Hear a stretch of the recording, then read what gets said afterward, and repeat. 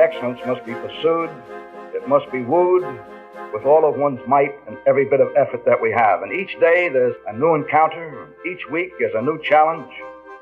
And all of the display and all of the noise and all of the glamour and all of the color and all of the excitement and all of the rings and all of the money, these are the things that really linger only in the memory.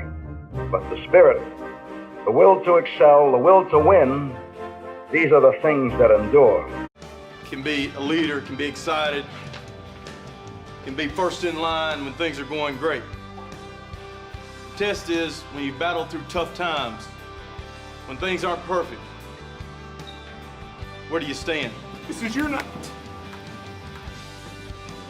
Make it happen! Go! Let's go! Let's go! Woo! Wear that with pride one time! You can't be quiet. You can't be unemotional. This is an emotional game. On that day and at the end of your life, you look in the mirror and you know, I gave it all I had and I gave it for a worthy cause. You think about what that means. You think about what it means to me on your last play. This is my last play of football ever. My last play, how do I want it to be? How do I want to be remembered? Number one! Lion class! Number two! Lion class! 1, 2, 3! Last play! 1, 2, 3! Last play! 1, 2, 3! Last play! Let's go play it! All we need is just somebody that wants to do some leadership out there. Now we go. Come on, Ed. Everybody's a leader.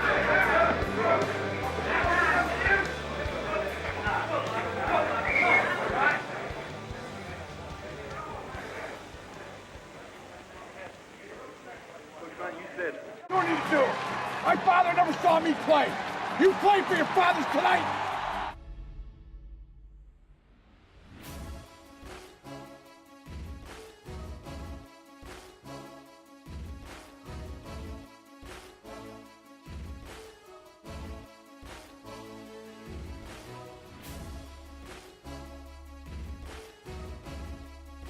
My favorite coach was my soccer coach. He was the assistant coach. And he was my favorite coach because we had 3 coaches, and the main coach was like a total jerk. He was just up in our faces all the time, like yelling at us, telling us we had to do better. And then we had this 3rd assistant coach, and we called him Rick. He was like this old man. He'd never played soccer a day in his life, and he was like fat and like he looked like a sheep. His last name was Shepherd.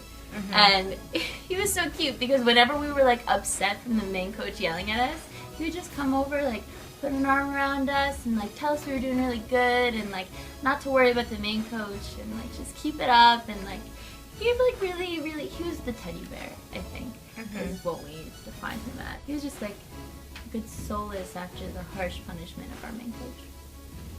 Darren Schultz, he was our ultimate coach. He was very experienced and he always knew like what to say in big games and big situations to get us pumped up, but also knew like the right play to call, and he always just knew how to pretty much assess the situation and respond to it. My coach for cheerleading was Coach Schaffner, and she was my favorite coach because she was really understanding of all the girls and she made us work really hard. I ever had was my varsity basketball coach, Coach Phil Colicchio from Linden, New Jersey. The reason being is he's very passionate and he pushes you to the edge. Even though some people are opposed of his ways, it's all out of love and he gets the best out of all of his players. My favorite coach was Coach Densmore because during football practice, he would always yell at me and spit dip on my face. It would probably have been my offensive coordinator, Coach Casper, because he was really inspirational. My favorite coach, I guess, would be Coach Stinky Linky. He was my club volleyball coach, and he was a total asshole. And like, even though I guess that sounds like a bad thing, I really liked it because he pushed us really hard. And while at times it was like super harsh, I like that he pushed us a lot, and like he actually believed in us. He didn't push us for like no reason. Obviously, he pushed us because like he knew that we could get there, and so we did. My favorite coach was my head coach, Dave Bruni. He's my favorite coach because one day, my sophomore year, he called me a sissy. And I wouldn't be here today if he wouldn't have called me a sissy.